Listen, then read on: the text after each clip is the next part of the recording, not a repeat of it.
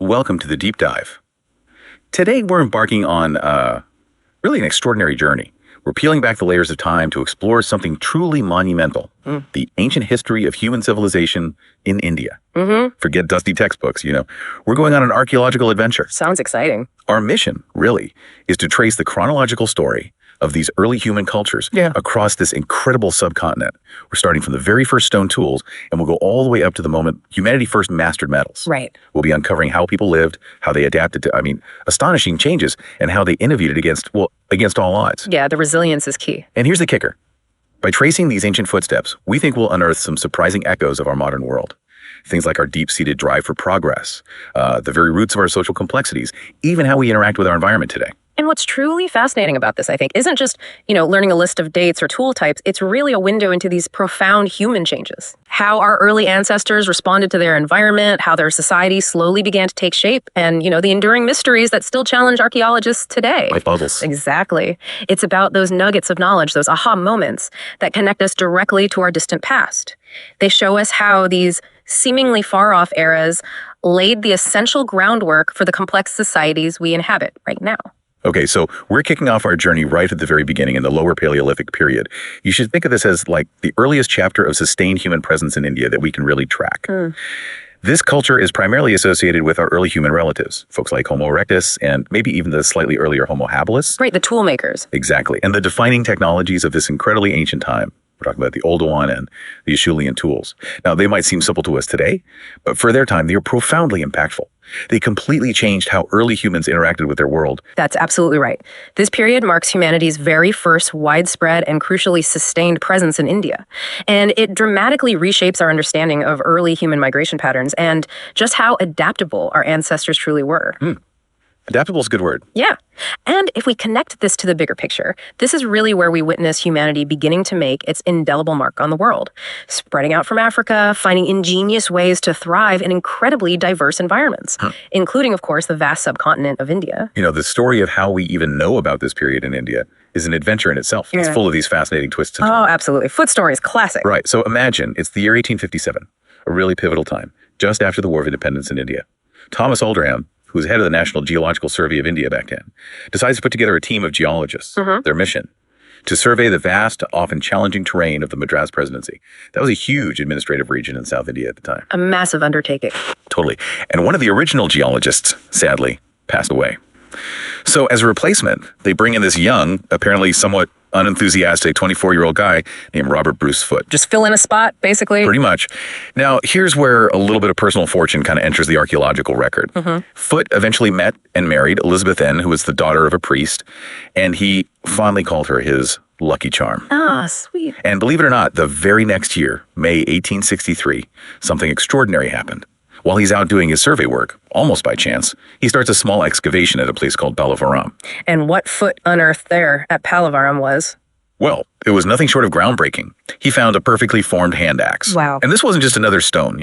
At that moment, it was genuinely one of the most significant archaeological discoveries on a global scale. Globally. Yes, global. Yeah. Because a Paleolithic tool of such clear design hadn't really been found yet in such a well-defined context, either in India or, frankly, in many other parts of the world at that point. So Foote, being understandably cautious, maybe worried about getting credit. You know how it is, he didn't immediately shout about it locally. Instead, he meticulously packed it up and sent it straight off to England for verification by the leading experts. Smart move. Very.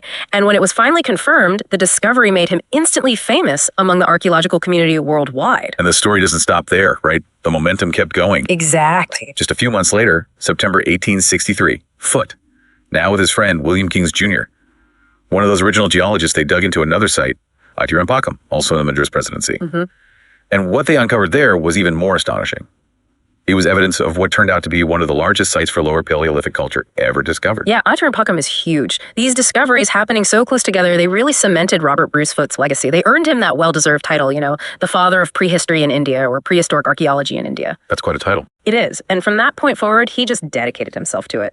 Extensive excavations, traveling widely across South India and Gujarat.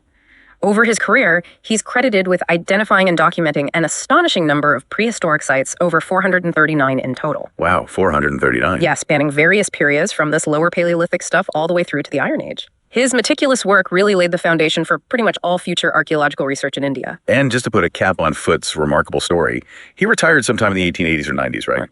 But not before making one last kind of surprising decision. The collection, yeah. Exactly. He chose to sell his immense, meticulously collected artifact collection to the Museum of Madras for some of 33,000 rupees. Which sounds like, well, not much today, maybe. Right, but here's the thing. For us today, to grasp the value, if you adjust that figure for inflation, it would amount to approximately 106 crores in Indian rupees today. Whoa, that's astronomical. It really is. It just shows how valuable these historical finds were considered, even back then.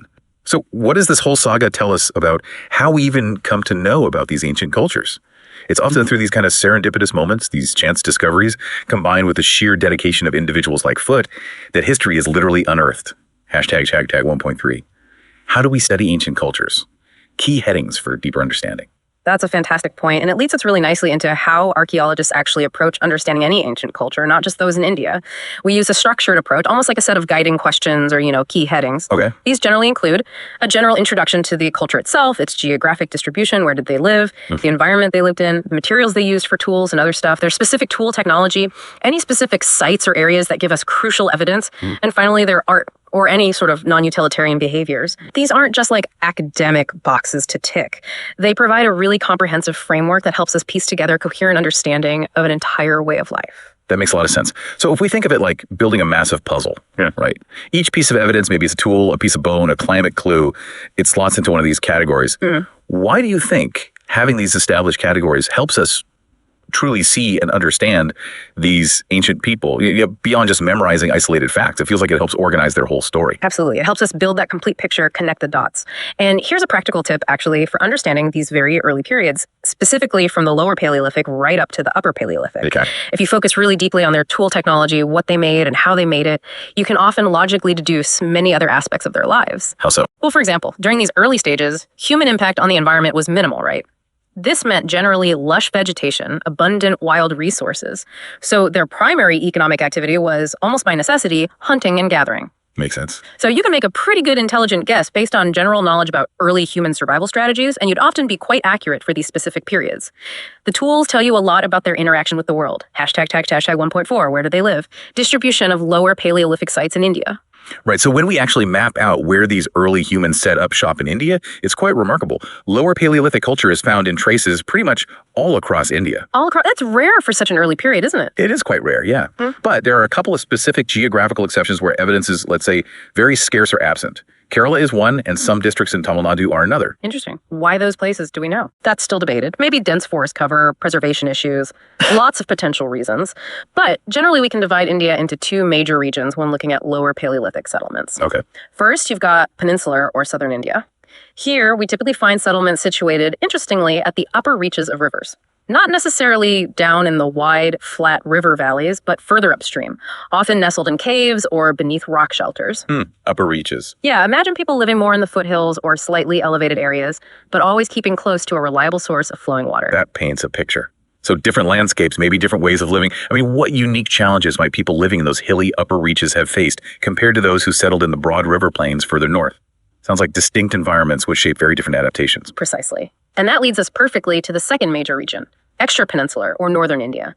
Here, in contrast, settlements are predominantly found in the expansive plain regions, within broad river basins, or along major river valleys. Okay, more open. Yeah, think places like Punjab, Haryana, Kashmir, Assam. So instead of maybe isolated caves in the hills, you'd find communities spreading out along the fertile, flat systems created by the big rivers. Got it. And within these two broader regions, archaeologists have further identified three major cultural zones. Each is defined by distinct characteristics in their tools and perhaps settlement patterns. Okay, what are they? First is the Western Zone, often called the Soan culture area. Now, the most prominent discoveries here were actually made in what is now Pakistan, the Shivalik region, the Indus Basin. But we find strong parallels and related sites within India too, particularly in Himachal Pradesh and Haryana. Okay. Then we have the Central Zone, known as the Narmada Complex, or Narmada Zone.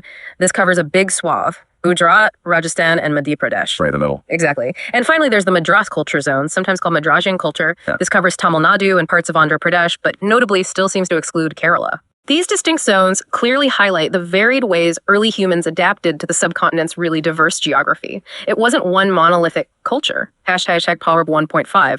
What was their world like? Environment of Lower Paleolithic India. Now, it's really vital to grasp that the environment during this Lower Paleolithic period wasn't, uniform across India. Not at all. The subcontinent's sheer vastness meant climatic conditions varied significantly from north to south, east to west. Makes sense. So what were the main differences? Well, for the northern or extrapeninsular region, the scientific evidence strongly points towards a glacial environment. Glacial. Like Ice Age. Yeah, colder, maybe icier conditions. How do we know this? Through meticulous techniques like palynology, that's the study of ancient pollens preserved in the ground, and archaeogeology, which involves analyzing animal bones to figure out the type of vegetation that existed back then.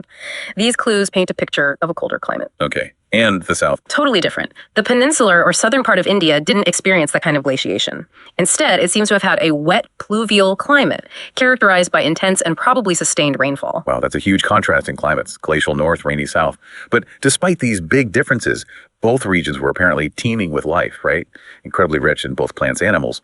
So early humans still had abundant natural resources to rely on. Absolutely. We have compelling concrete evidence of this abundance. For instance, carbonized tree trunks, essentially ancient charcoal, have been discovered in Maharashtra at sites like Inamgone and Mulanagar. That indicates dense ancient forests were present. Right. Pollen analysis further reinforces this picture of widespread, lush vegetation. And as for animals, well, bones of massive creatures like wild ox, elephants, even wild horses have been unearthed across Maharashtra and Karnataka. This confirms that large game was plentiful. Plenty to hunt. Definitely. Now, a question often comes up, why are there so many particularly well-excavated sites in Maharashtra specifically? Yeah, I was wondering that. It's partly geographical and partly historical, really. Deccan College in Pune is a major archaeological training center in India, so partly due to practical things like limited funding, many large-scale excavations naturally tended to be localized around the college. That made Maharashtra a hub for research. Okay. Additionally, Maharashtra historically had a lower population density compared to, say, the incredibly densely populated plains of North India.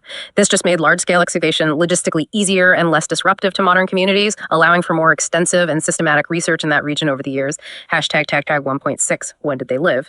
Chronology and migration. One of the really intriguing aspects of the Lower Paleolithic in India is the lack of strict uniformity in its chronology across the subcontinent. Meaning the dates are all different. Exactly. And this isn't a drawback for understanding. It's actually a crucial piece of information. It tells us that these early human cultures and that clearly indicates significant human mobility and migration across vast distances. Okay, so they were on the move. How did they get here? Well, this chronological variation has led to two main hypotheses about how early humans migrated into India. The first one, and the one that seems to have stronger backing from the archaeological evidence, is the land route theory. Okay. This suggests that early humans, originating from Africa, journeyed possibly through Europe, then Western Asia, before finally entering the Indian subcontinent. From there, they gradually moved southwards by land. And the evidence supports this. Generally, yes. The ages of the archaeological sites tend to support this idea, with northern sites often appearing somewhat older than southern ones. I see. What's the other theory? The second hypothesis, which has less definitive evidence backing it up right now, is the Arabian Sea route. This speculates that people might have migrated via the Arabian Sea, perhaps using coastal routes or even island hopping to reach the subcontinent. Interesting idea. It is, but the land route currently holds more archaeological weight based on dating. That's a powerful narrative, isn't it? Imagining those vast journeys over land, adapting as they went.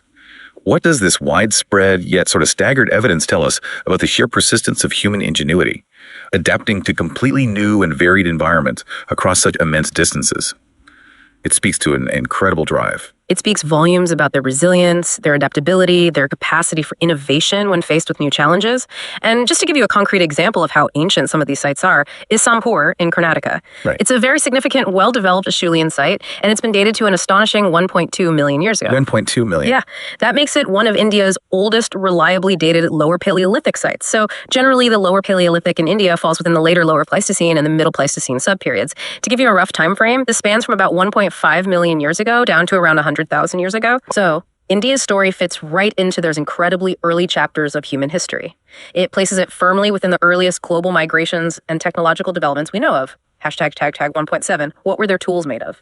Materials. Now, when we talk about the raw materials these early tool makers were using, one very common and widespread material found pretty much throughout India was quartzite. Quartzite. Okay, what is that exactly? It's a very durable, hard metamorphic rock. It's often found as granular river pebbles worn smooth by the water. Ah, so easy to find in rivers. Exactly. These pebbles were readily available in many riverbeds and proved excellent for flaking. You could strike them just right to get sharp cutting edges. But they didn't only use quartzite, right? No, not at all. Early humans were incredibly resourceful. They adapted to their local geology. So in southern India, for instance, in addition to quartzite, people also skillfully utilized several types of volcanic rock. Volcanic rocks. Yeah. Like basalt. Things like basalt, yeah. These different rock types would have offered varied properties for tool making, maybe different strengths, different ways they flaked. In contrast, the North seems to have primarily relied on quartzite, largely sourced from those abundant river pebbles. So it shows they were adaptable. Absolutely. It demonstrates a key characteristic of early human technology. It wasn't just about finding one perfect material, but about ingeniously adapting to whatever geological resources were immediately available in their local environment. They used what they had, hashtag 1.8, regional tool technologies and cultural insights. Okay, let's dive a bit deeper into the specific tool technologies that really define those three major cultural zones we mentioned earlier. First up, the Soane culture in northern India. Right, named after the Soane River. Exactly, a tributary of the Indus flowing through that geographically distinct Shivalik area. Now, a pivotal discovery here was made by two researchers from Yale University, Jatara and T.T. Patterson, back in 1939. As they meticulously studied the transverse section of the Shivalik hills like a slice through them, they observed this truly fascinating ladder-like settlement pattern. Ladder-like? What does that mean? Well, what had happened was the river, over millions of years, had gradually eroded the landscape downwards. It cut distinct levels or terraces into the hillsides. And each of these terraces represented a different layer of settlement from a different time period, giving them a natural chronological sequence right there in the landscape. Well, that's convenient for archaeologists. Extremely. And these layers, which they designated T0 through T5, revealed a remarkable progression of tool-making skills. T0, the very earliest pre-Soane layer, found way up at 400 feet high, showed only blunt and broken pebbles. Not finely crafted tools, maybe, but clearly modified by human hands for some basic purpose. Okay, the very start. Then at T1, the early Soane region, at 220 feet, we see the emergence of properly developed quartzite tools, showing a clear advancement in technique. Okay, this is where human ingenuity really starts to shine, right? At T2, the late Soane layer at 120 feet, they found incredibly refined tools made using something called the Levallois technique. Now, what exactly is that? It sounds pretty complex for such an early period. It is remarkably sophisticated for its time. It's a real leap in cognitive planning. The Levallois technique isn't about just randomly chipping away at a stone. No, the toolmaker first meticulously shapes a core stone. Okay. They flake along its edges to prepare it, creating a specific predetermined shape. Only then do they strike the center in a very precise way to detach a specific flake. This flake often comes off looking kind of tortoise-shaped or like a cap. Ah, so they're planning the end product. Exactly. This technique allowed for much greater control over the final shape and size of the tool, making it a highly advanced and efficient method for creating razor-sharp flakes for various tasks. It shows not just skill, but remarkable foresight and planning. Amazing. What about the other layers? Right, continuing through the Soane layers. T3, found at 80 feet, yielded no tool assemblages at all. These suggest it might have corresponded to an Ice Age period, maybe making the area temporarily uninhabitable. Makes sense. Then at T4, down at 40 feet, we discover evolved Soane tools. These were even more finely crafted, lighter, more precise, essentially refined improvements over the T2 tools. These are believed to belong to the Middle Paleolithic. Okay, progressing. And finally, at T5, only about 20 feet from the present river level, we find settlement patterns that look characteristic of the Upper Paleolithic. And similar ladder-like patterns of successive settlements have also been identified in other northern areas, like the Gagar Valley in Haryana and the main Ganga region in Himachal Pradesh. Fascinating sequence. Now, what about the south? The Madrasian culture. Right, let's shift focus south to the Madrasian culture. This stretches across Tamil Nadu, Andhra Pradesh, and parts of Karnataka. Here, the primary tool technology comprised Acheulean and Abavilian tools. Oh. Yeah, it's actually considered a variant of Acheulean, first identified in France. So it indicates a connection, maybe, to broader global tool traditions of the time. The predominant tools found in the Madrasian culture are highly effective, hand axes and cleavers. Okay, hand axes and cleavers. But this is where that really interesting idea comes in. They also show evidence of something called hafting. What exactly is hafting, and why was it such a game changer for these early humans? It sounds like a small step, but I imagine its impact was huge. Hafting is indeed revolutionary, a true testament to early human innovation. It's simply the process of attaching a stone tool, like a cleaver or a hand axe, to a wooden handle or a stick. Putting a handle on it. Exactly. This could involve maybe carving a hole in the wood for the stone to fit into, or perhaps more commonly, tying the stone securely using strong natural fibers like vines or sinew. How do we know? We find evidence through specific wearing marks right at the center of some cleavers, which suggests they were repeatedly bound and used with a handle. Okay, and why does that matter so much? The why it matters is immense. It offered a massive technological leap. I mean, imagine trying to throw a simple stone by hand. Its force and precision are pretty limited, right? Yeah, definitely. But when you attach that stone to a stick and use it like an axe, or maybe even as the tip of a spear, you gain significantly greater precision, you can apply much more force, and you can potentially project it over a longer distance. Ah, okay. This simple innovation would have dramatically revolutionized their hunting strategies, their ability to defend themselves, maybe even things like chopping wood. It fundamentally changed how they approached survival and interacted with their environment. A huge advantage. Yeah. Okay, what about the third zone, the Narmada culture? Right. Finally, we moved to the Narmada culture in central India, spanning Gujarat, Rajasthan, and Madhya Pradesh. This zone is unique because its tool assemblages show this fascinating mixture. You find both Acheulean hand axes associated with Homo erectus, and also the more archaic Oldowan chopper and chopping tools, linked perhaps to earlier hominins like Homo habilis. A mix of old and newer tech. Kind of, yeah. It's a blend. And the Narmada region is also incredibly famous for a truly groundbreaking discovery. At Athenora village, archaeologists found the only known hominid fossil of Lower Paleolithic culture in India. The only one. The only one reliably dated to this period found so far, the Narmada man. This single fossil is immensely significant for understanding the actual physical presence of early humans on the subcontinent during this time. Wow. Other important sites in the central zone include places like Singhi Talao and Didwana in Rajasthan, and of course the famous rock shelters of Bhimbetka and Adamgarh in Madhya Pradesh, plus some sites near Jhansi on the MP-UP border. Hashtag 1.9. What about their daily life? Hunting, foraging, and settlement. So for these Lower Paleolithic people in India, much like their counterparts around the world at that time, their entire existence really revolved around hunting and foraging. Getting food, basically. Getting food, finding resources. These were their primary methods, meaning they were deeply attuned to the rhythms and the bounty of the natural world around them. And we know they hunted big animals. Yes, we have direct archaeological evidence of their proficiency in hunting big game. Archaeologists have unearthed substantial bones, even tusks of elephants, along with bones of wild horses and wild ox from various sites, particularly in Maharashtra and Karnataka. Right. This indicates they weren't just scavenging what predators left behind. They were capable of hunting large, formidable animals, which you have to imagine would have required organized effort, effective tools, and probably a degree of cooperation within their groups. Teamwork. Probably. Now, as for where they chose to live, their settlement patterns are quite interesting, and they've led to two main hypotheses among scholars. Okay. R. Sector, a respected Indian archaeologist, suggested that major Lower Paleolithic settlements primarily occurred around sedimentary rock formations. Why there specifically? Because these areas provided a kind of trifecta of crucial resources. You had readily available water sources from rivers, you had abundant biomass, meaning plenty of plants and animals for food, and you had the perfect raw materials, sedimentary rocks, for crafting their essential tools. He argued these areas were, quite simply, an ideal place for settlement. Makes sense. What's the other idea? Well, on the other hand, archaeologists R.S. Papu and Shashmadev propose a slightly different perspective. They suggest that these early humans might have actively avoided settling in extremely thick forest regions like the really dense parts of the Western Ghats. Avoided forests. Why? Their evidence for this is that both theories offer valuable insight, really. They show how our ancestors strategically chose their living spaces based on resource availability and perhaps even perceived safety from unknown dangers or just practical challenges. It's so easy to paint a picture of early humans as purely focused on survival, isn't it? Yeah. Just finding food, making tools, staying safe. But there's truly fascinating evidence suggesting they engaged in activities just because. What do these non-utilitarian behaviors tell us about their evolving minds, their consciousness, maybe something beyond just the basic needs of subsistence? That's a profoundly important question, and it really takes us into the realm of what makes us uniquely human. Non-utilitarian behavior refers to actions that aren't directly linked to survival or getting food. Now, scholars still debate whether this truly constitutes art in our sense, or if it was simply passing time. But regardless of the label we put on it, it offers incredible insights into early human cognition and their emerging social life. Thomas Wynne, a key researcher in this area, has identified 3 distinct categories of such behavior found right here in Lower Paleolithic India. Okay, what are they? First, we have kupuls. These are distinct cup-like depressions carefully carved into large boulders. They're most notably found at sites like Bhimbetka. Copals? Like little bowls in the rock. Exactly. They are undeniably human-made, but their exact purpose remains a complete mystery. Were they for leisure, maybe a form of early doodling or game? Could they have been signals for others? Or did they hold some forgotten ritualistic meaning? I mean, imagine the effort required to carve these perfectly round shapes into giant rocks. Why would they invest that energy if not for something beyond just basic needs? Yeah, good point. What's the second category? Second, consider the presence of highly symmetrical hand axes. Now, we've talked about these as essential tools, right? But many have been unearthed that show remarkable symmetry and craftsmanship, yet they appear to have been completely unused. Unused. So not for chopping. Doesn't look like it. This strongly suggests an aesthetic purpose, that their creation went beyond mere function.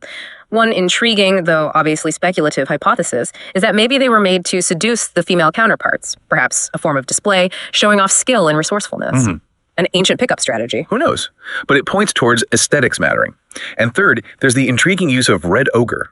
This pigment, it's a natural red earth, has been found at some sites in Karnataka, particularly in the Bhimbetka Valley. Red ochre, like paint. Kind of. In later cultures, red ochre is famously associated with ritualistic practices, body adornment, burials. Here, its presence raises questions. Was it used for early rituals, a form of ancient makeup? Or did they simply appreciate the color and use it decoratively? Whatever the reason, these three types of findings, the cupules, the beautiful symmetrical hand axes, and the presence of red ochre, they provide invaluable clues into the early human mind. Their developing sense of aesthetics, maybe the complex social dynamics that were slowly beginning to emerge. This is truly vital for understanding the very beginnings of what we might tentatively call prehistoric art in India. We've been talking about classifying all these ancient finds into clear eras and distinct cultures. Lower Paleolithic, Soane, Madrasian. But it sounds like it's not always as straightforward as putting labels on things, is it? What are these typo-technological problems, the significant hurdles that archaeologists face when trying to categorize ancient sites in India? It sounds like a bit of a messy puzzle to solve sometimes. It absolutely is a complex puzzle, yeah. And it's a challenge that prominent scholars like D.K. Bhattacharya and even earlier figures such as the great H.D. Sankalia have discussed thoroughly. The root of the problem often ties back, in part, to Gordon Child's environmental hypothesis. Remind me of that one. Child proposed, quite logically, that the types of tools people used were strongly influenced by their immediate environment and, crucially, the raw materials available to them.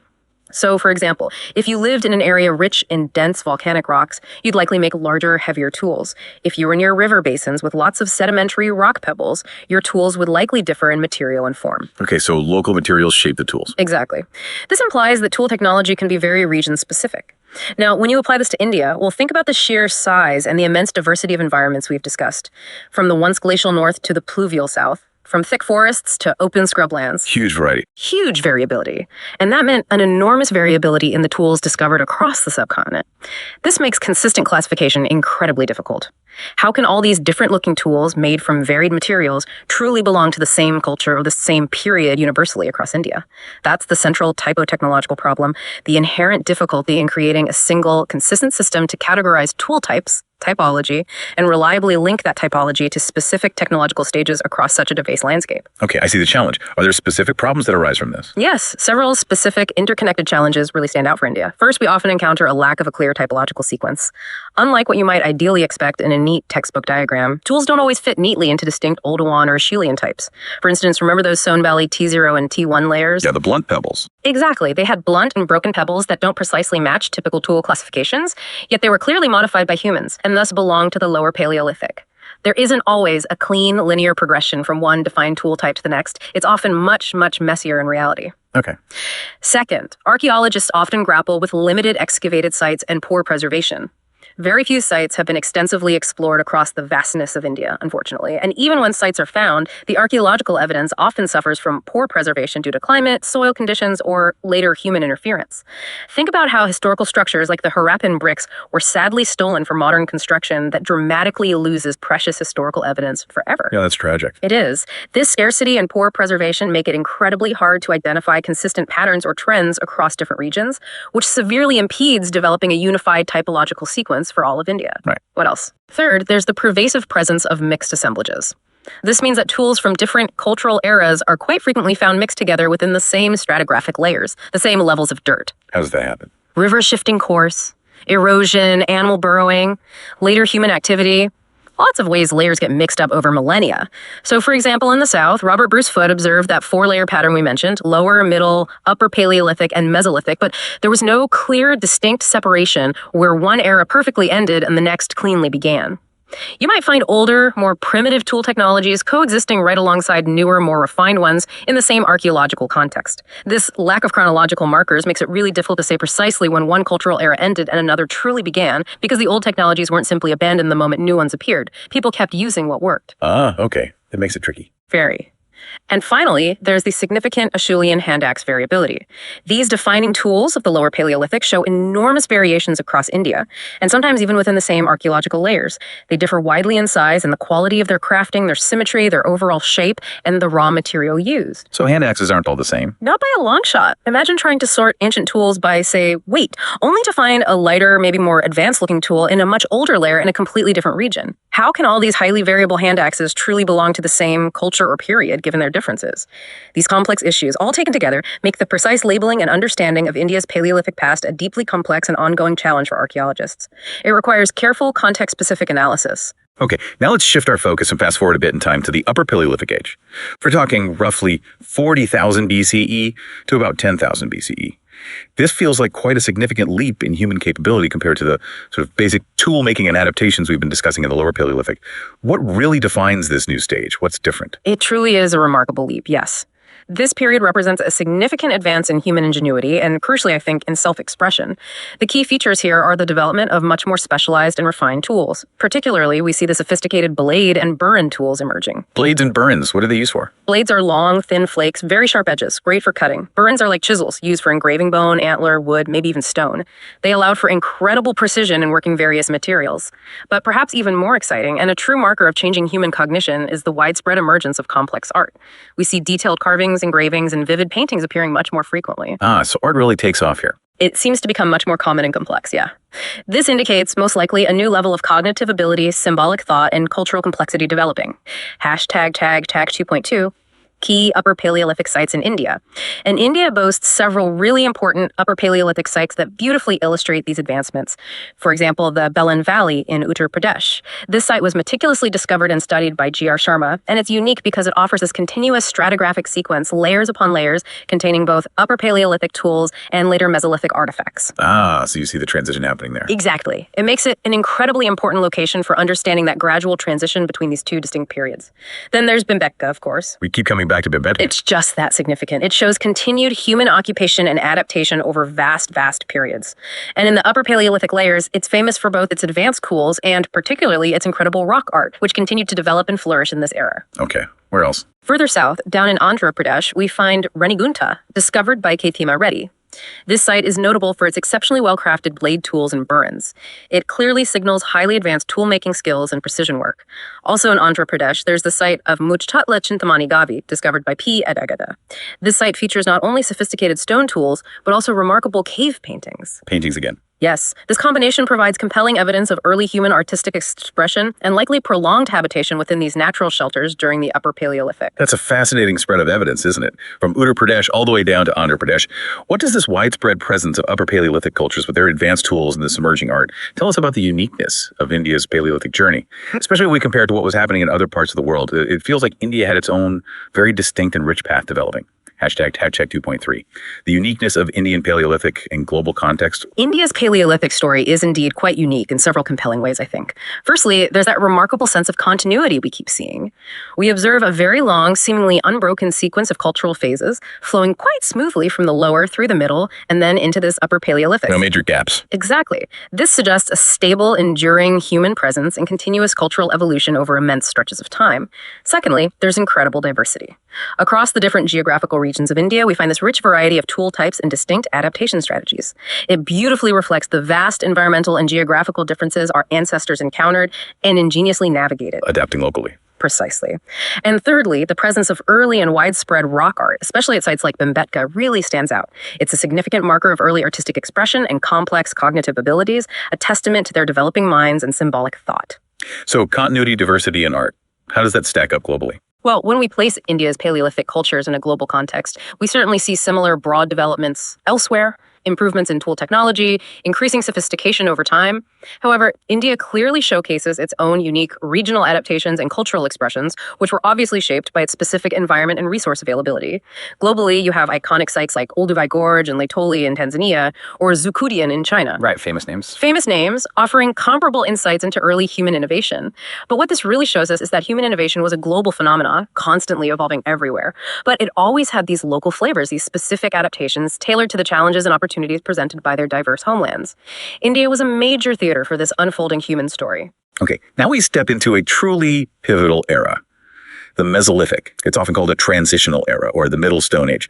What's so incredibly special about this period, and why is it so significant for understanding that next massive leap in human history, the one towards settled agriculture and complex societies? It feels like a really important bridge. It is indeed a crucial bridge in human history. You know, for a long time, earlier scholars actually thought there was a distinct hiatus, like a sudden unexplained jump directly from the Paleolithic, the Old Stone Age, straight to the Neolithic, the New Stone Age. They missed a chapter. Essentially, yeah. But then groundbreaking archaeological discoveries, especially ones made in Europe, clearly revealed a distinct, albeit relatively short, transitional period in between. That's the Mesolithic, and is characterized by this fascinating mixture of old and new. You clearly see the slow decline of the nomadic Paleolithic ways of life, but simultaneously you witness the rising emergence of hallmark Neolithic features. In fact, many of the very roots of what we consider core Neolithic innovations, things like a more sedentary lifestyle, the initial experiments with domesticating plants and animals, even the early signs of population pressure are clearly visible and developing within Mesolithic sites. It's truly where the seeds of that next great transformation were sown. #ShagTag 3.2. Why did domestication happen? Competing theories. This is one of the biggest questions, isn't it, in all of human history, maybe. Why did humans who had successfully thrived as hunter-gatherers for hundreds of thousands, maybe millions of years, why did they suddenly decide or begin to domesticate plants and animals? What was the real catalyst? It couldn't have been just an overnight decision, surely. No, definitely not an overnight decision. It was a profound shift that likely took centuries, even millennia, to fully unfold in different places. And there are several compelling and sometimes conflicting theories attempting to answer that fundamental question. Okay, let's hear them. The first really influential idea is Gordon Child's oasis theory. He proposed that drastic climate change after the last ice age, specifically in the post-glacial period, led to a significant decrease in rainfall, particularly in areas like the Near East and North Africa. Drier conditions. Much drier. This environmental stress, he argued, forced human populations to retreat into shrinking pockets of water or oases. This naturally led to an increased population density in these limited fertile areas. Crowding together. Exactly. And the resulting shortage of easily available wild resources, Child believed, provided an intense incentive for people to begin actively cultivating grains and domesticating animals, basically out of necessity for survival. It was seen as a forced adaptation to harsh environmental conditions. Makes intuitive sense. Was it criticized? Oh, yes. Robert Braidwood offered a significant criticism to Child's theory, challenging its core assumptions. Braidwood argued first that the climate change at that specific time wasn't actually as dramatic or abrupt as Child had claimed. Not that extreme. Maybe not universally extreme, no. And second, he pointed out quite cleverly that similar climatic changes had occurred much earlier in human history without leading to widespread domestication. This suggested that climate change alone couldn't be the sole driving factor. Good point. So what was Braidwood's idea? Braidwood hypothesized that domestication occurred not just because of environmental pressure, but crucially, only when human culture itself had evolved enough to actually handle such a complex undertaking. He believed that early humans weren't intellectually or culturally ready for organized agriculture before the Mesolithic period. That's a really interesting idea. Was humanity ready for domestication? It implies a certain level of intellectual, social, cultural development, doesn't it? Almost like the software needing to be ready for the hardware. Precisely. It suggests a level of planning, cooperation, knowledge transmission was needed. It reminds me of concepts like Ruth Benedict's configuration or Leslie White's superbiological idea that for any big innovation or cultural element to be truly accepted and integrated, the existing culture itself has to be kind of configured or ready for it, like a specific battery designed to fit perfectly into a device, right? That's a great analogy. It's like trying to put a square peg in a round hole. Unless the broader culture itself shifts and creates the right conditions, certain innovations, no matter how brilliant, just won't fit or be widely adopted. Exactly. And building on these ideas, Mark Cohen's population pressure and climate change theory offers a more integrated and perhaps more widely accepted view today. His core idea is that it was a combination of steadily growing population pressure and climate change, though maybe not extreme or dramatic climate shifts, that ultimately incentivized domestication. Okay, a mix of factors. How did it work? He suggests that maybe hotter and drier summers, coupled with colder winters in some areas, favored the growth of what biologists call R-selected species.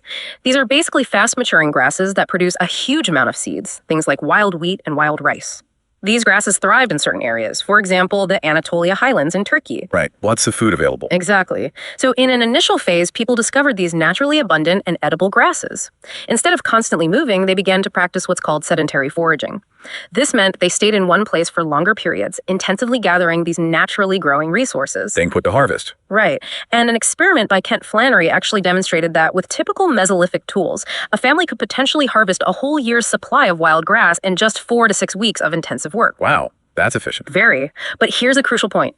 Processing these wild grains, grinding them, making them edible, required heavy tools like selbata or large grinding stones. These were simply too heavy and cumbersome to carry around regularly if you were nomadic. So the tools anchored them. In a way, yes. This practical limitation further reinforced and solidified their sedentary lifestyle. They needed to stay near their processing equipment. Okay. And the consequences. The consequence of this sedentary foraging was profound. A diet richer in carbohydrates likely led to an increased fat content in human bodies, which in turn seems to have resulted in increased ovulation and higher fertility rates. More babies. More babies. This predictably led to fairly rapid population growth within these increasingly settled communities. And it was this growing population now straining against the increasingly scarce natural wild resources in their immediate vicinity that finally motivated people to take the next step, to actively cultivate these grasses and consciously domesticate animals. It became a necessity for consistent survival and to feed their growing numbers. So necessity driven by their own success, in a way. Exactly. Now, in stark contrast, if we look across the world to Mesoamerica, we see a fascinatingly different primary driver for domestication. What seems to be a desire for surplus. Desire, not necessity. It appears more voluntary, yes.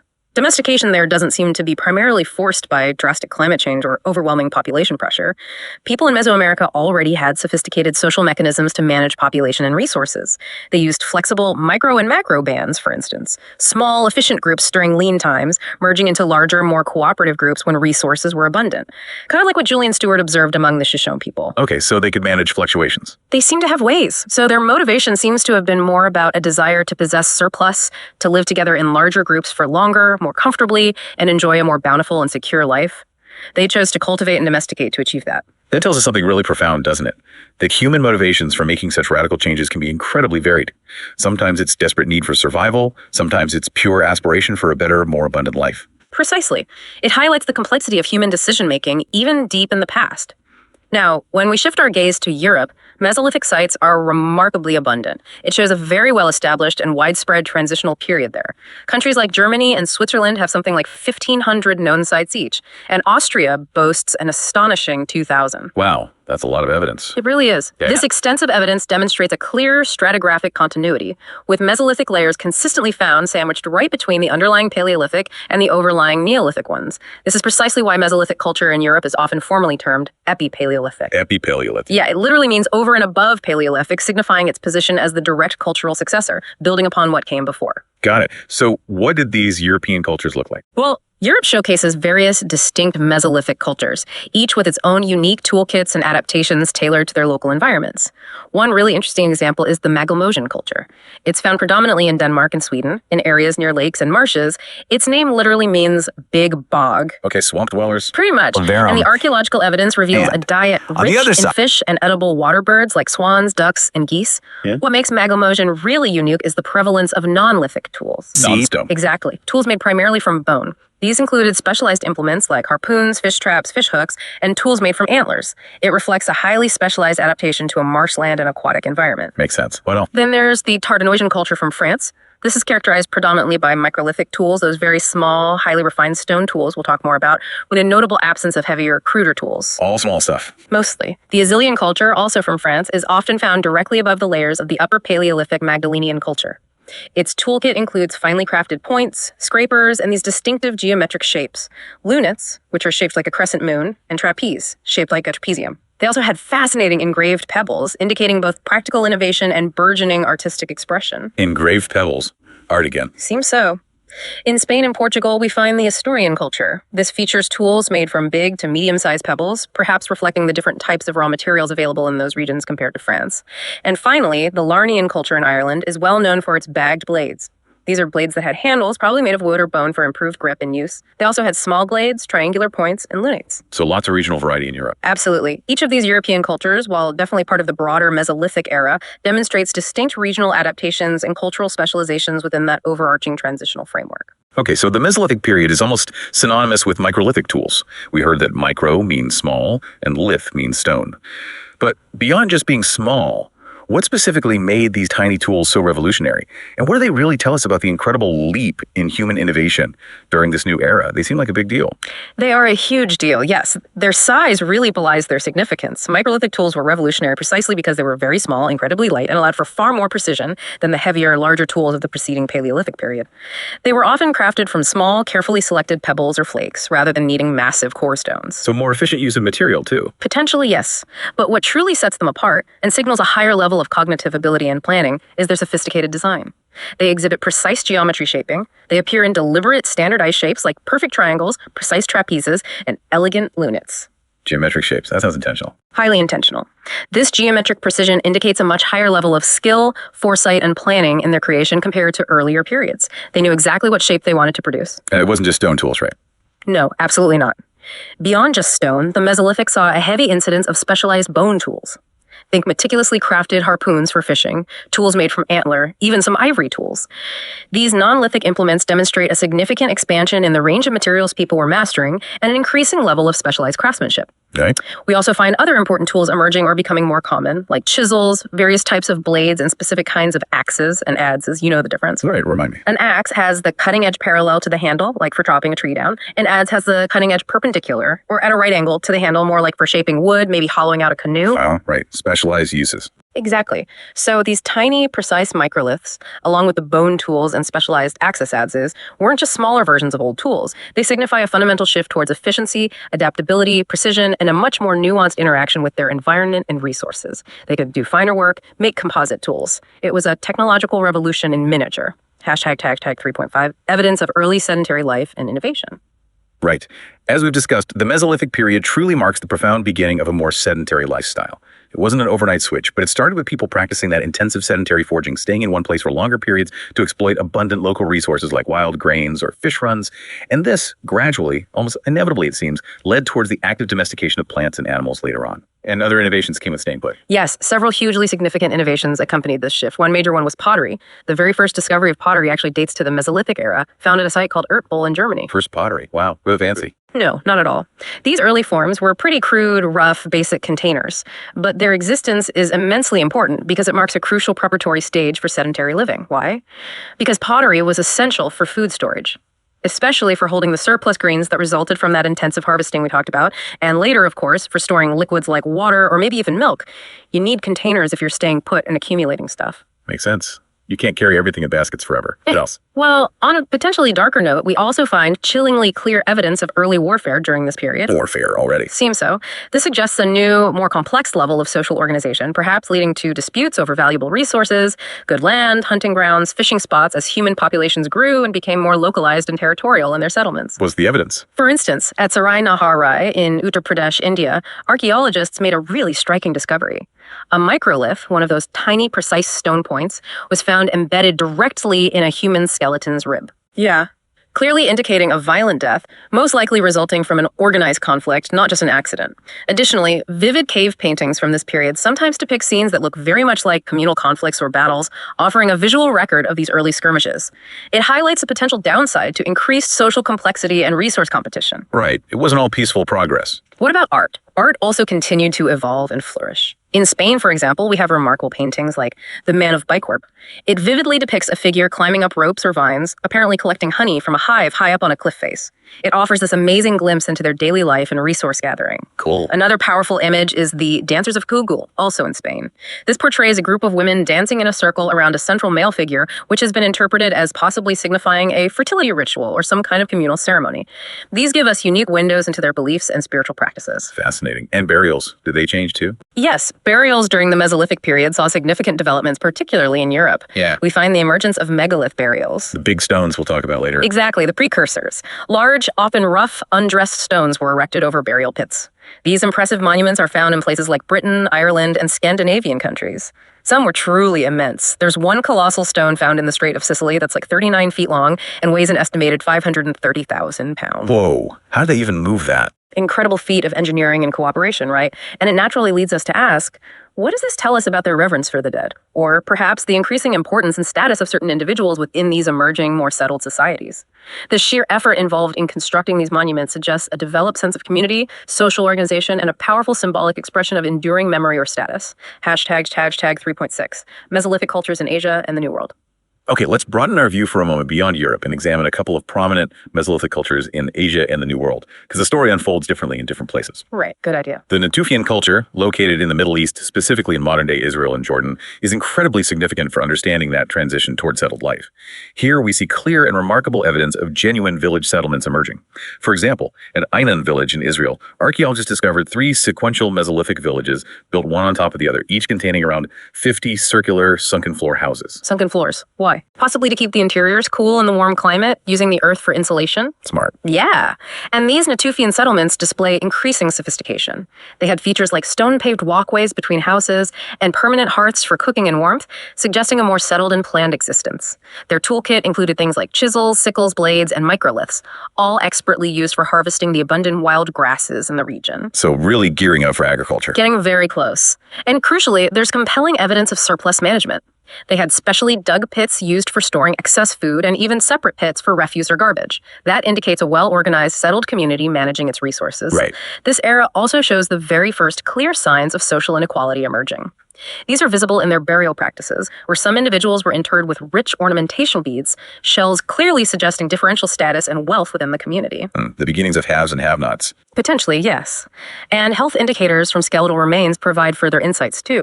We see evidence of increased tooth enamel decay, likely due to higher carbohydrate consumption from grains. And interestingly, a slight decline in average stature compared to earlier hunter-gatherers, which might be due to less physical activity or maybe a narrower, more specialized diet, as they relied more on cereals. Fascinating. What about the Americas? Right. Moving across the globe to Mesoamerican sites in Central America, dating back around 10,000 years ago, we see another unique Mesolithic transition. Here, a significant environmental shift led to the expansion of deciduous forests and grasslands. This ecological change prompted human groups to rely more heavily on specific animals and plants found in those environments, which in turn encouraged to shift towards more active hunting strategies. Their social organization was remarkably flexible, kind of similar to what Julian Stewart observed among the Shoshone people much later. They used what anthropologists call micro and macro bands. Macro bands, maybe 25, 30 people, would form when resources were abundant, allowing for larger communal activities like hunts or harvests.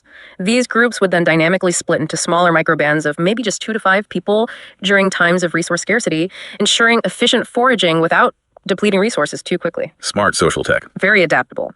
Now, a key distinction in Mesoamerica, as we touched on earlier, is that cultivation appears to have been driven primarily by that desire for surplus rather than overwhelming external pressures like drastic climate change or a population explosion. People seem to have voluntarily sought to cultivate to achieve a more bountiful life and maybe live together in larger groups for longer, more comfortable periods. A different motivation. A different primary motivation, it seems. We also find evidence of communal rituals there, such as depictions that look like rain dancing, showing early forms of collective spiritual practices aimed at influencing the environment.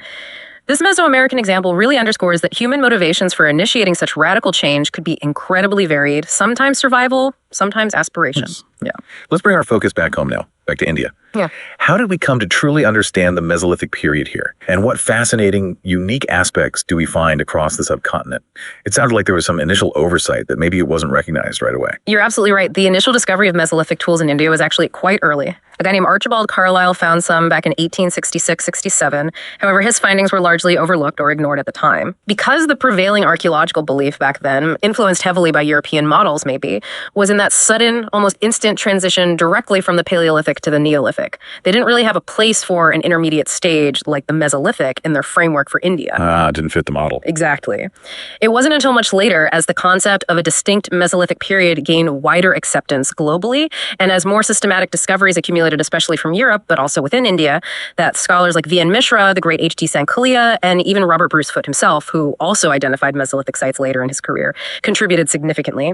They really worked to establish the Mesolithic's rightful and crucial place in India's long prehistoric sequence. Okay, so it took some time to get recognized. Where do we find Mesolithic sites in India? They're pretty widespread. In India, Mesolithic sites are broadly categorized into 5 major geographical regions. You have the Western Zone, encompassing Gujarat, Rajasthan, and Maharashtra. Key sites there include Bagor in Rajasthan, which was meticulously excavated by V.N. Mishra, and Langnaj in Gujarat, studied by H.D. Sankalia. Okay. Then there's the Southern Zone, covering Karnataka, Tamil Nadu, and Andhra Pradesh. Important sites include the Terry sites in Tamil Nadu, researched by Ayapan. The Central Zone is predominantly Madhya Pradesh, famously home to the incredible rock shelters of Bhimbetka, which have Mesolithic layers too. Bhimbetka again. Always Bhimbetka. The Eastern Zone includes Uttar Pradesh and Bihar, featuring significant sites like Chirand, investigated by Burma, Sarai Nahar Rai by G.R. Sharma, and the Belan Valley, also by G.R. Sharma. And finally, we also find important Mesolithic sites in Odisha and West Bengal, completing this really widespread distribution across the country. Wow, they were everywhere. Were they all the same? Not at all. There are significant regional variations within India's Mesolithic cultures, reflecting their adaptation to really diverse environments. Environmentally, think. The north was generally cooler, the south notably hotter.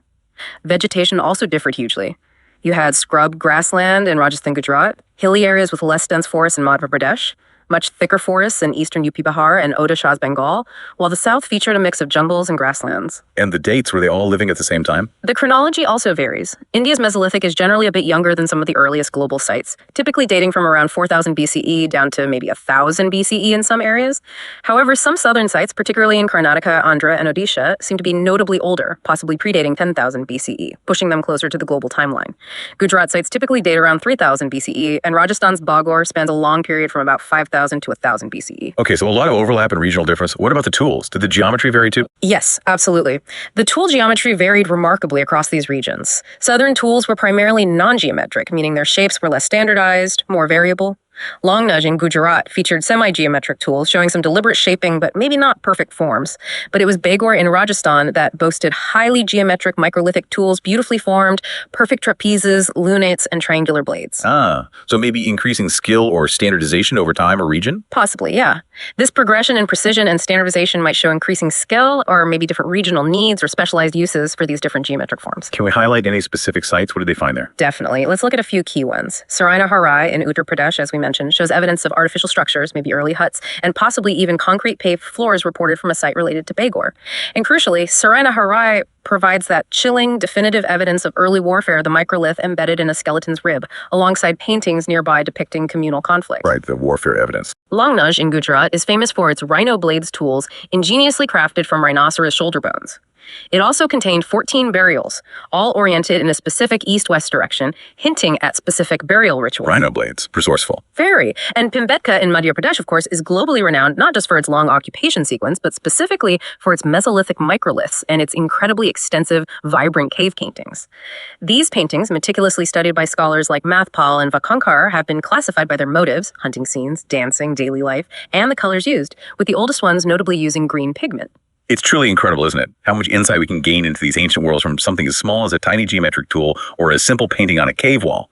It tells us they weren't just surviving, they were developing complex societies, expressing themselves through art, maybe defining territories, and even engaging in organized conflict. Precisely. And for anyone studying archaeology or even just interested in the past, it's a helpful reminder. Once a site is identified as Mesolithic, a broad understanding of the general Mesolithic characteristics like the presence of microlithic tools, hints of early sedentary behavior, maybe early pottery, signs of domestication can often be logically applied and inferred to help understand the specifics of that particular site within the broader context.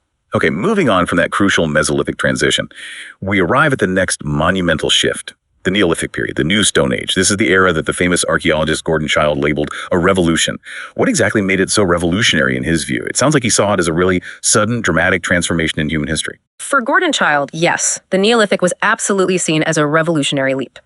A sudden and profound break from the long nomadic past of the Paleolithic and Mesolithic. He defined it as the final, most transformative stage of cultural evolution before the complexities of state societies, marking the definitive beginning of large-scale agriculture, permanent settlements, and then a whole cascade of other fundamental changes that followed from those two things. Okay, agriculture and settlements. What did Childe see as the drivers? As we touched on when discussing the Mesolithic, Childe believed the primary drivers for this revolution were that combination of, firstly, climate change, the post-glacial warming leading to conditions that favored the rapid growth of those R-selected grasses like wheat and rice, making food more consistently available, but only in specific locations. Right, the grasses. And secondly, a subsequent increase in human population, driven perhaps by the easier food availability or the sedentary lifestyle itself. This growing population, he argued, intensified the human-land relationship. It essentially forced people, out of necessity, to attach themselves permanently to the land and adopt permanent settlement to manage their resources and feed everyone. Okay, and the impacts, he saw those as revolutionary too. Oh, absolutely. The impacts of this revolution, as Childe saw them, were truly profound and fundamentally reshaped human existence across the board. First, the economy changed dramatically. Agriculture led to a massive increase in food production, critically resulting in the creation of surplus, more food than needed for immediate survival. Surplus, that's key. It's absolutely key. And this surplus then became a powerful new motivation in itself. People now actively desired to produce and possess more, realizing the power, the security, the stability that surplus offered. Okay, what else changed? Second, social structures evolved dramatically. The big question became, how do we manage and distribute the surplus? And that, almost inevitably it seems, led to the emergence of inequalities in power. It established hierarchy and stratification in societies that were previously far more egalitarian, hunter-gatherer groups. This also gave rise, alongside power differences, to increasing inequalities in wealth. Some people controlled more land, more grain, more animals. Right, the beginnings of social classes. Potentially, yes. Third, labor diversified significantly. The division of labor shifted from being primarily just gender-based, men hunt, women gather, roughly speaking, to increasingly specialized occupations. For perhaps the first time in human history on a large scale, individuals could specialize full-time as toolmakers, potters, weavers, artists, maybe even early traders, rather than everyone being solely engaged in day-to-day subsistence activities. People having specific jobs. Exactly. Fourth, trade and status became increasingly important. Surplus production naturally necessitated exchange with other groups.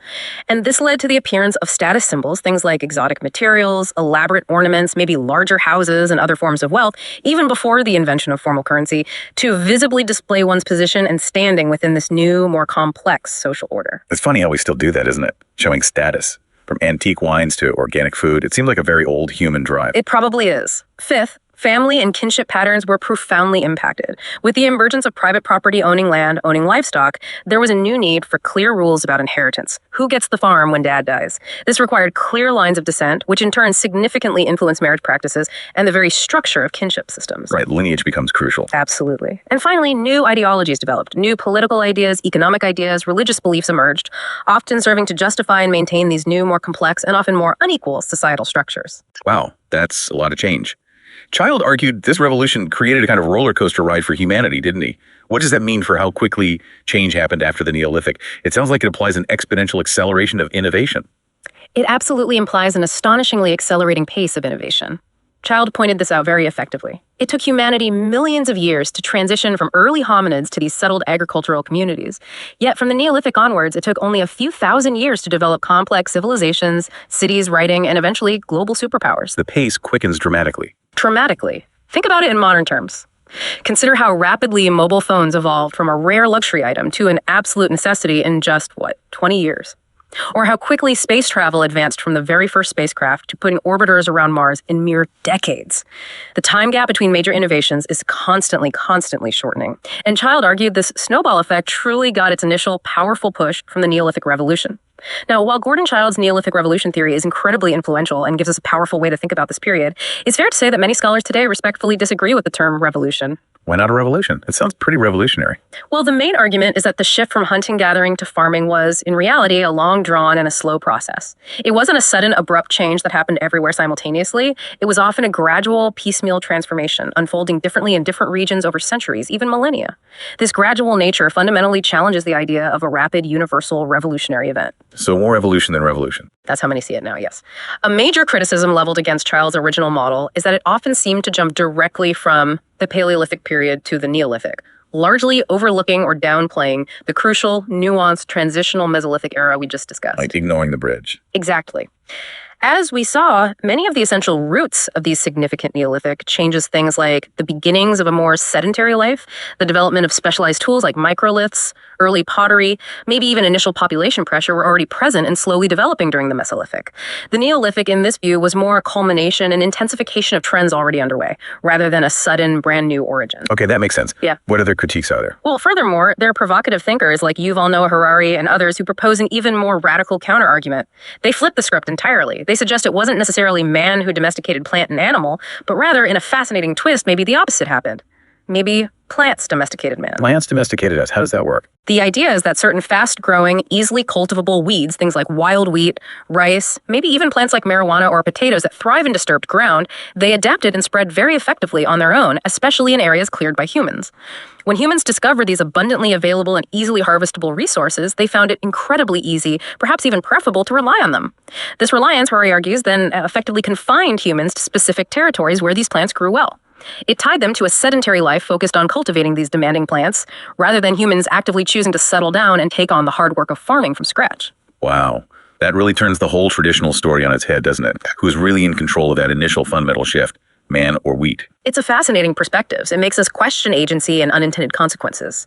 So revolution might be too strong and simplistic a word for what was likely a very complex, gradual, and regionally varied process with multiple interacting causes and effects. Tag 4.3, technological and social changes in the Neolithic. Regardless of whether we call it a revolution or not, the Neolithic period undeniably brought about specific and vital technological advancements, all driven by the growing needs of agriculture and this newly adopted settled way of life. Okay, what kind of tech? In terms of tools, we see the development of highly specialized implements specifically designed for farming. You get tools for digging, like early hoes or digging sticks, maybe early forms of plows in some areas. Crucially, tools for harvesting crops, like the characteristic curved sickles with flint blades set into handles, become common. And grinders, querns, mortars, and pestles became absolutely essential for processing the harvested grains into flour, which became a staple of their new diet. The farmer's toolkit. Exactly. Pottery also became absolutely crucial. We saw its beginnings in the Mesolithic, but in the Neolithic, it really takes off.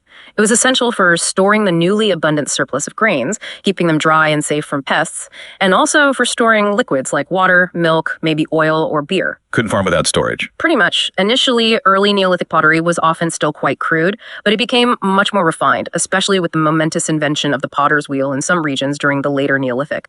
This allowed for faster, more uniform production and led to pottery becoming a highly specialized occupation. Some scholars even argue this specialization might be linked to the very early ideas of occupational groups or even caste development later in India, with specialized artisan groups emerging. Interesting link. What about weapons? Even weapons evolved. Axes, which were primarily tools for chopping wood in earlier periods, now seem to start being used more frequently as effective weapons, perhaps for defense or intergroup conflict, which likely increased with settled territories. We also find distinct regional variations in their design again. For example, rectangular axes seem to be more common in northwest India, while more ovular or rounded axes are typically found in the south. And where did they live? How did houses change? Well, changes in habitation were equally fundamental. People transitioned from the temporary camps of hunter-gatherers to building permanent huts and houses. These were often constructed from readily available materials like mud or mud brick, sometimes with wooden posts, and they were often circular or rectangular in shape. Okay, permanent homes. A fascinating and unique example comes from Burzahom in Kashmir. Here, archaeologists discovered pit dwellings. These were essentially pits dug into the ground, sometimes quite deep, which could have been used for shelter, maybe insulation against the cold, or possibly for storage, or even waste disposal. Living underground. Partly, yeah. And interestingly, at Burzahom, archaeologists also made that deeply poignant finding we mentioned: dog burials alongside their human masters. This suggests an incredibly close bond between humans and their canine companions, maybe indicating domestication, and perhaps even a belief in an afterlife that included these animals. Wow. That's quite touching. What about clothes? Still animal skins? Well, animal skins and furs were certainly still used, but the Neolithic saw a revolutionary development in clothing. The beginnings of cotton cultivation and weaving in some regions. This offered a brand new alternative material for making textiles, providing protection from the elements that was perhaps lighter and more comfortable than animal fur, especially in warmer climates. Another significant shift in daily life and comfort. Okay, looking globally first. European Neolithic sites are commonly found clustered around major river systems like the Danube. We also see famous lake settlements like those discovered preserved in the mud around Zurich in Switzerland, or along the Rhine River in the Netherlands, as well as significant sites in Greece. These European cultures typically progressed through distinct early, middle, and late phases, showing development over time. Right. And Asia. Asian Neolithic, of course, prominently features the Fertile Crescent in the Middle East regions like modern-day Syria, Iran, Iraq. Here, pre-Neolithic permanent settlements, like the Natufian culture we discussed, had already laid some important groundwork for the agricultural developments that followed. So it built on earlier foundations there. Exactly. And one truly remarkable global site that stands out from this period is Çatalhöyük in Turkey. Çatalhöyük, yeah, I've heard of that one. It's huge, right? It's incredible. It dates back an astonishing 9,500 years, making it one of the oldest and largest known Neolithic settlements. It's estimated to have housed up to 8,000 people at its peak. 8,000 people. That's a city, almost. For its time, it was enormous, and its architectural features were really unique. The houses were tightly clustered together, built right up against each other, with no obvious streets or front doors as we know them. Instead, entry seems to have been from the top through holes in the flat roofs, maybe using ladders. Entry from the roof. Weird. Very different. And perhaps even more striking, the inhabitants consistently practiced burials beneath their house floors. They buried their dead right under where they lived. Whoa. Why would they do that? Well, the probable reasons are debated. It could have been due to a severe lack of available free land outside the very dense settlement, maybe because of thick surrounding forests or marshland. Or perhaps it was for protection, keeping the remains safe from predators and scavengers who would be attracted to exposed corpses. Or maybe it reflects a deep connection to ancestors, keeping them literally close within the household. It really makes you think about how different their relationship with death and their living spaces must have been, so integrated. Absolutely. It shows a different way of conceptualizing life, death, and community space. Okay, that's a truly unique picture of community life. Yeah. Now, let's bring it back to the subcontinent and see how the Neolithic unfolded here, building perhaps on some of these global ideas, but establishing its own distinct character, right? Exactly. In India, the story of Neolithic discovery starts, interestingly, quite early. The very first Neolithic tool recognized as such was found by a British official named Meadows Tyler way back in 1842 at Lingasagar in Karnataka. 1842, that's early. Very early. Later, another researcher named Fraser excavated Bellary in 1872, finding more tools. And Robert Bruce Foote himself, our father of Indian prehistory, ultimately discovered or identified over 200 Neolithic sites across South India during his surveys. Foote again, he was busy. He really got around. These early discoveries were crucial. They laid the essential groundwork for the more systematic and detailed excavations that followed much later in the 20th century. Okay, so where are the main zones in India? India's Neolithic cultures are broadly grouped into three major geographical zones, each with its own fascinating characteristics. The northern zone, primarily in Kashmir, includes key sites like Burzahom, which was meticulously excavated by T.N. Kazanchi, and Gufkral. These sites, as we mentioned, are famous for their distinctive pit dwellings, those underground structures used for human shelter, waste disposal, and storage. And notably, Burzahom is unique for that poignant practice of dog burials with their masters, suggesting that special human-animal bond and maybe specific beliefs about the afterlife. Right, the dogs of Burzahom. Then there's the eastern zone, covering parts of Uttar Pradesh and Bihar. This features important sites like Chirand, investigated by Verma, and the Belin Valley by G.R. Sharma. These sites are particularly interesting because they show a fascinating continuity, with Neolithic cultural traits extending smoothly right into the later Chalcolithic period, the Copper Age. Seamless transition there. Seems like it. And the southern zone, which encompasses Karnataka, Tamil Nadu, and Andhra Pradesh.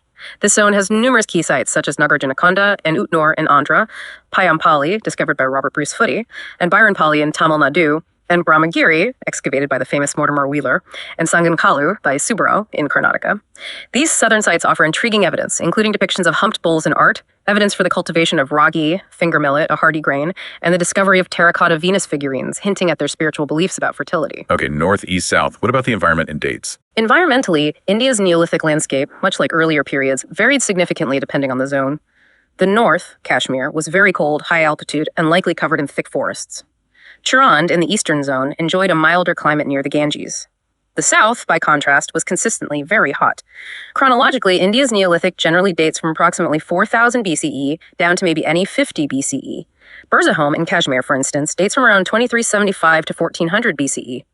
That makes it remarkably contemporary, with parts of the mature Harappan civilization happening further west. Wow, overlap with Harappa. Significant overlap, yeah. And the Karnataka sites, often dated around 1800 to 1500 BCE, actually coincide with the period of Harappan decline, suggesting different regional developments and timelines across the subcontinent. It wasn't all happening in lockstep. Right, what materials and tools were characteristic? Materials like basalt and dolomite were commonly used for heavier tools, and the toolkit reflected their changing needs.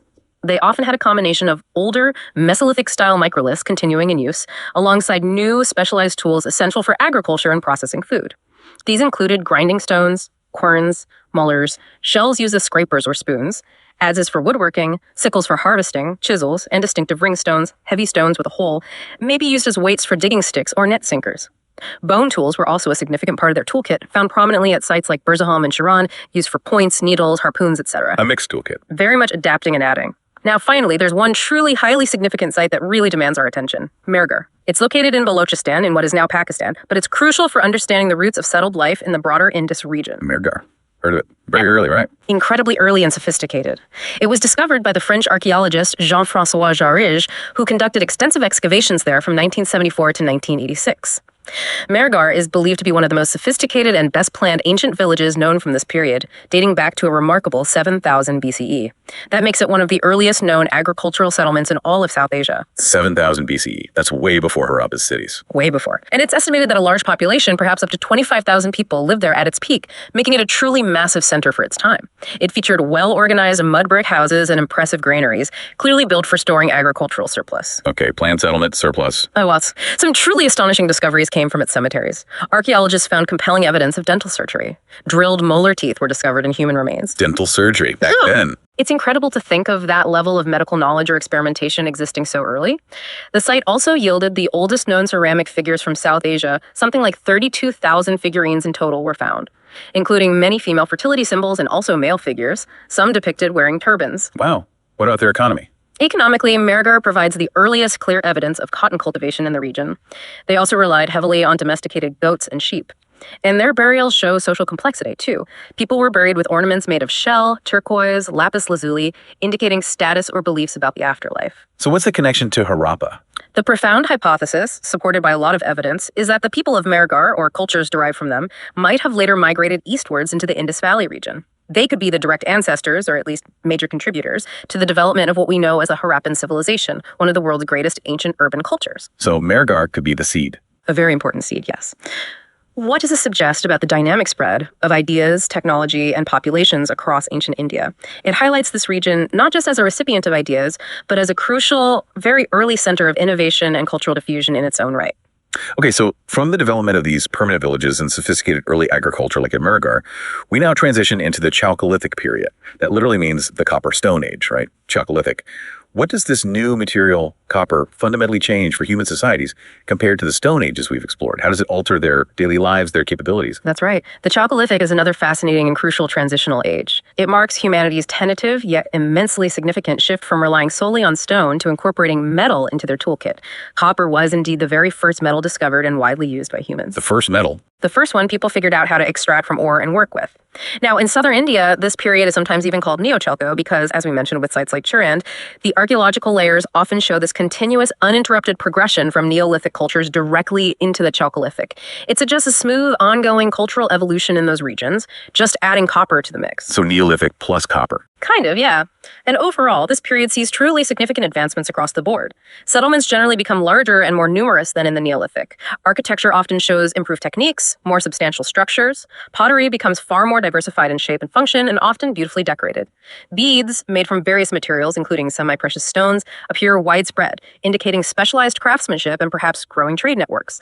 And we also find more terracotta animal and human figurines reflecting evolving artistic expression and possibly more complex spiritual beliefs.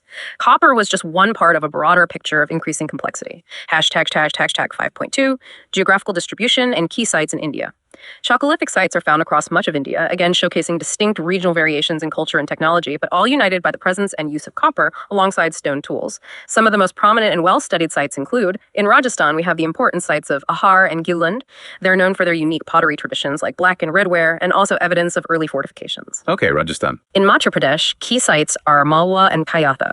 These indicate significant early settlements in central India, and they also showed signs of being fortified, suggesting maybe conflict or the need for defense. Central India, too. And then in Maharashtra, which is particularly associated with the distinct Jewelry culture, we find numerous and really significant sites. Places like Niwasa, Daimabad, Chandoli, Inamgan, and Navdatoli. Daimabad in particular stands out for its impressive size and evidence of advanced planning and social complexity, including large houses and potentially public structures. Maharashtra seems key again. It's very rich in Chalcolithic evidence, yes. These sites, taken together, provide this rich tapestry, this detailed picture of early metal-using societies emerging and developing across the subcontinent. Hashtag 5.3. Chronology and link to the Indus Valley civilization. Now, the chronology of the Chalcolithic in India is particularly intriguing because it doesn't exist in a vacuum. It dynamically overlays and interacts with the rise, flourishing, and even decline of the colossal Indus Valley civilization happening further west. Ah, so they coexist. Yes, in complex ways. We can generally divide the Chalcolithic chronology in India into three distinct yet sometimes overlapping phases based on its relationship with Harappa. First, there's the pre-Indus Chalcolithic. This phase is best represented by groundbreaking sites like Miragar in Baluchistan, which, as we saw, had Neolithic roots but continued into this phase, and maybe sites like Banawali in Haryana in its early levels. These cultures are believed to be ancestral, or at least contributing significantly, laying much of the cultural and technological groundwork that ultimately fueled the rise of the full-fledged Harappan civilization. Build-up phase. Exactly. Second, there's the phase that coincides with the Indus Valley civilization. Sites like Ganeshwar in Rajasthan, famous for its copper artifacts, possibly supplying Harappa, Kayatha in Madhya Pradesh, and some locations in the mid-Gangetic Plains were clearly contemporary with the flourishing Harappan urban centers like Mohenjo-Daro and Harappa. So neighbors, maybe trading? Very likely. This suggests potential interactions, trade networks, maybe technological exchange, or simply parallel developments happening between different cultural streams across the subcontinent at the same time. Okay, and the third phase? Third is the post-Indus Chalcolithic, which is the youngest phase. This includes sites like Ahar in Rajasthan and the Jora culture sites like Nasik and Navasa in Maharashtra. These cultures continued to thrive and evolve even after the decline of the main Harappan urban centers around 1900 BCE. So life went on after Harappa declined? In many regions, yes. This shows a remarkable continuity of cultural practices and regional adaptation in parts of India, even as the great cities of the Indus Valley waned. This layered chronology beautifully illustrates the dynamic, complex, and sometimes overlapping cultural landscape of ancient India. It wasn't just one story happening. Hashtag 5.4. Settlements, houses, and social hierarchy. Chalcolithic settlements reveal a clear ongoing trend. Growth in the scale of human habitation, and increasing complexity in social organization. Site sizes varied considerably. You had medium-sized settlements like Ahar and Gilund in Rajasthan, which might have covered around 4 hectares. But then you had truly large centers for their time, like Daimabad in Maharashtra, which stretched over an astonishing 40 hectares and likely hosted around 4,000 people. 4,000 people, that's substantial. Very substantial for that period. In Amgan, another key Maharashtra site, had evidence of over 100 houses, indicating a large, stable population. And you mentioned fortifications. Yes. Importantly, there's compelling evidence of fortification walls, ditches at sites like Kayatha, Inamgan, and Daimabad. What does this suggest about the societal changes happening? Well, it strongly implies the emergence of more centralized power structures. Perhaps chieftains or early forms of rulers who could command the labor needed to organize such massive construction projects. Right. Takes organization. And it also strongly indicates a growing need for defense, possibly against rival groups. It suggests that as populations grew and perhaps resources or valuable goods like copper became more concentrated, so too did competition and maybe conflict between different communities. The wall suggests trouble. Or at least the perception of trouble, yeah. Now, housing styles were generally quite common across many sites, often constructed from mud or mud brick, maybe wattle and daub.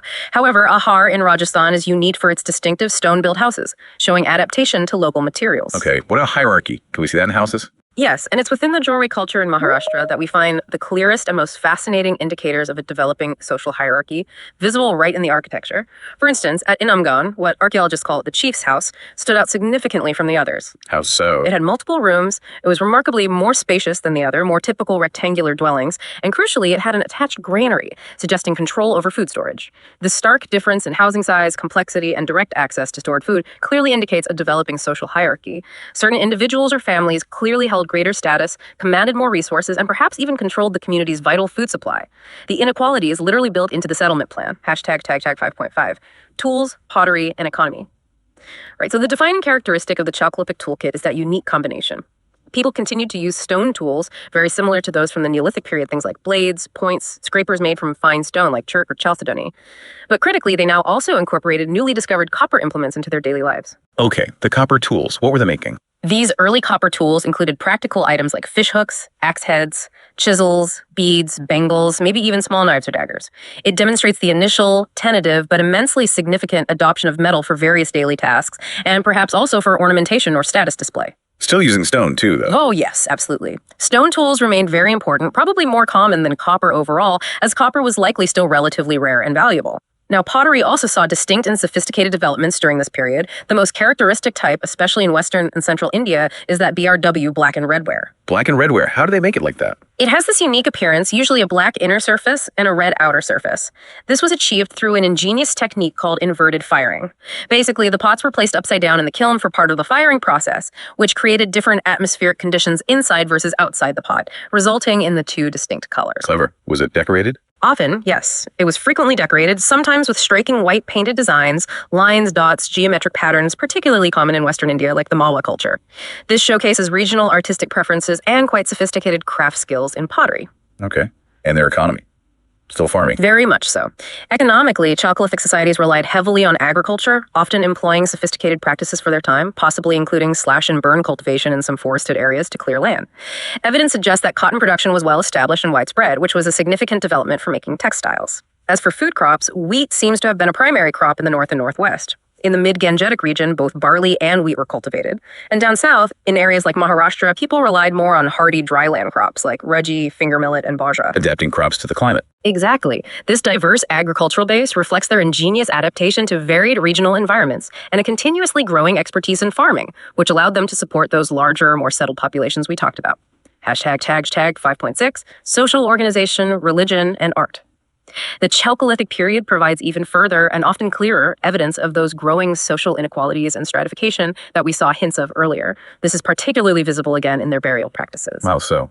Well, as we mentioned with housing, burials also show distinct differences. In the Malwa region, for example, archaeologists have discovered what they term rich burials. One individual was found interred with an impressive hoard of 29 copper bangles. 29 bangles, that's a lot of copper. A significant amount, suggesting considerable wealth or status. Similarly, in the Jorwe culture burials in Maharashtra, some individuals were buried with elaborate necklaces made of semi-precious stones like carnelian or agate or other valuable objects. These contrast sharply with simpler burials containing few or no grave goods. These differences are strong indicators of differential status, wealth, and power within the community. Clear signs of inequality. What about religion? Religious beliefs also become much clearer during this time, moving beyond just figurines. There's strong archaeological evidence pointing towards mother goddess worship. Many terracotta female figurines are found, likely linked to fertility, agriculture, and the bounty of the earth. We also see evidence for sacred bull worship, perhaps reverence for the strength and power of animals crucial to agriculture, like draft cattle. Mother goddess and bulls. That's familiar from later Indian traditions. Indeed, possible continuities there. A clear belief in an afterlife is also apparent. This is evidenced by the deliberate deposition of objects, pots, maybe containing food or drink, copper items, beads within the burials. These were presumably intended for the deceased's use or comfort in the next world. Taking it with them. Exactly. Interestingly, even the burial patterns themselves varied regionally. Bodies were typically placed in an extended north-south orientation in sites like Ahar, Rajasthan, and Malwa, MP, but predominantly in an east-west orientation in the southern Jorwe culture sites. This reflects distinct local customs and traditions regarding death and the afterlife. Fascinating details. What about art and crafts? In terms of art and craftsmanship, the Chalcolithic people were clearly skilled artisans. They produced those exquisite copper items and beautiful bead necklaces we mentioned, showcasing their mastery of new materials and decorative arts. We find compelling evidence of mural paintings, actual paintings on the walls inside some houses of the Jorwe culture, demonstrating domestic artistic expression beyond just pottery decoration. Paintings inside houses. Cool. Yeah. There's also continued evidence of rock art being made outside settlements in some areas, carrying on that long tradition. The presence of hand-woven clothes, likely from cotton, and various terracotta toys, little carts, animals further completes the picture of a society with developing aesthetic sensibilities, specialized crafts, and a rich daily life beyond just subsistence. Hashtag tag 5.7. Limitations of the Chalcolithic age. Okay, so despite all these incredible advancements, the discovery and use of a brand new material like copper, the growth of larger and more complex settlements, the emergence of clearer social structures and artistic expression, the Chalcolithic period still had its limitations, right? What factors prevented it from reaching its maybe fullest potential and truly ushering in a complete widespread Metal Age across India right then and there? Why wasn't copper enough? That's a very insightful question because it wasn't a golden age without problems. There were indeed several key limitations that likely prevented the Chalcolithic from fully transforming society in the way that iron later would. First, archaeological evidence, particularly from careful studies of skeletal remains found in burials, indicates a persistently high infant mortality rate in many Chalcolithic societies. High infant mortality, why? It's debated, but one hypothesis suggests that while animals like cattle were domesticated, they might have been primarily valued for butchering, for meat, rather than for consistent milk production. Milking provides more stable, year-round nutrition, especially important for infants and young children. If they weren't milking effectively or regularly, it could point to potential dietary deficiencies that held back population health and survival rates, especially for the very young.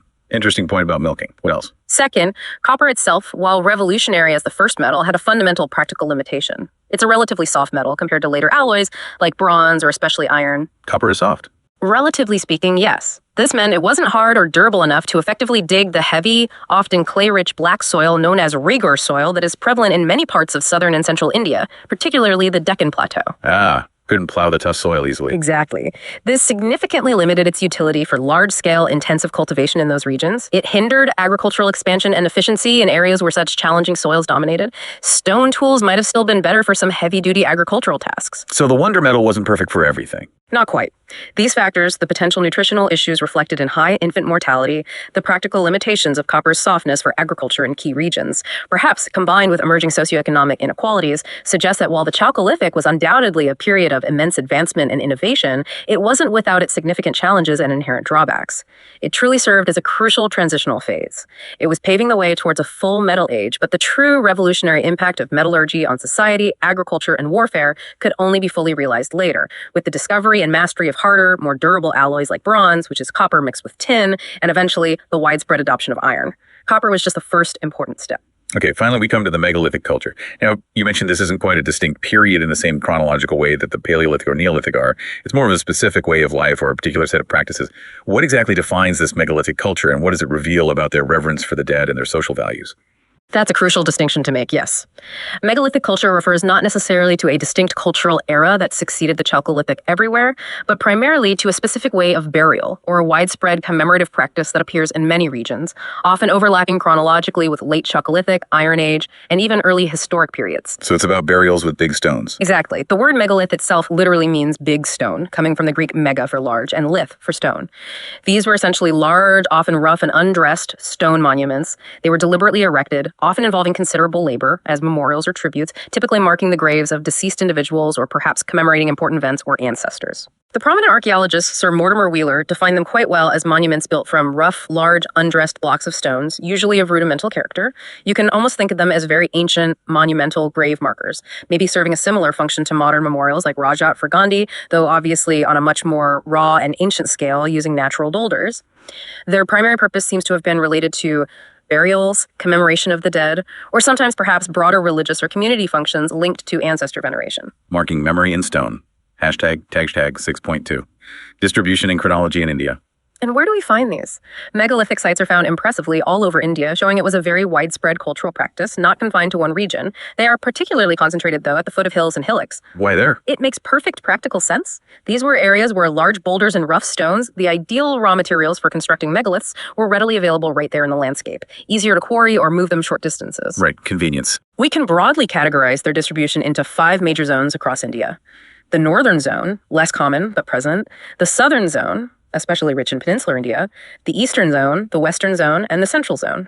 This widespread presence underscores the cultural significance of this particular burial tradition across vastly diverse regions of the subcontinent. And when were they doing this? What's the time frame? Chronologically, it spans a very long period. Most Indian megalithic sites generally date from approximately 1000 BCE right through to around 1000 CE, or even slightly later in some tribal areas. Wow, 2,000 years. Yeah, it demonstrates a remarkably long-standing and persistent tradition in many parts of India, showing its enduring cultural importance across the Iron Age and into the early historic period. Here's where it truly gets fascinating, connecting the deep past to the present.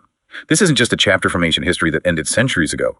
You're saying some of these megalithic practices are actually still alive and observed today? That's incredible. It is indeed a remarkable testament to the endurance and deep roots of certain cultural practices. We refer to these as living megaliths, and they are particularly prevalent in certain parts of eastern India. You find them especially in coastal areas, among various central Indian tribal communities in states like Odisha, Jharkhand, and Chhattisgarh, and also quite extensively throughout the northeastern states like Nagaland and Meghalaya.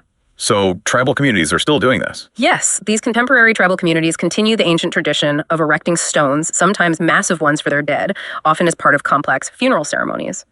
Usually, larger, more imposing stones are reserved for particularly important individuals, like community elders, chiefs, or renowned warriors, much as their ancestors likely did thousands of years ago. The practice preserves memory and status within the community. Amazing continuity. Are there specific modern examples? Yes, there are powerful modern examples that echo this profound continuity. For instance, in parts of Chhattisgarh, communities have been documented erecting memorial stones, megaliths, essentially, for community members who died fighting for their rights in various social or political movements. Wow. Their names, and sometimes the reasons for their deaths, are often carved onto these stones, which are then prominently placed at the entries of villages or in other significant locations. This modern practice powerfully connects that ancient reverence for the deceased and the marking of their social importance with contemporary struggles for justice, identity, and collective memory.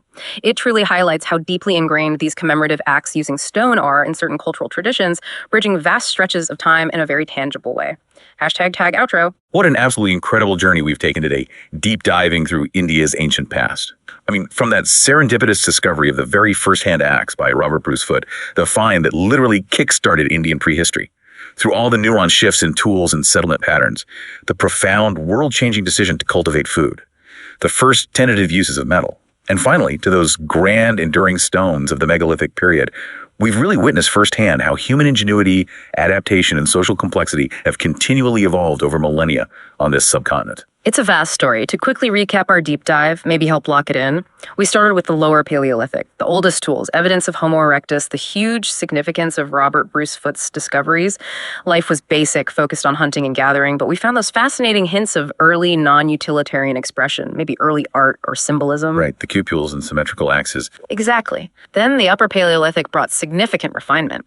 More advanced tools like precise blades and burins, alongside that remarkable increase in artistic expression through vivid carvings and paintings. Hard takes off.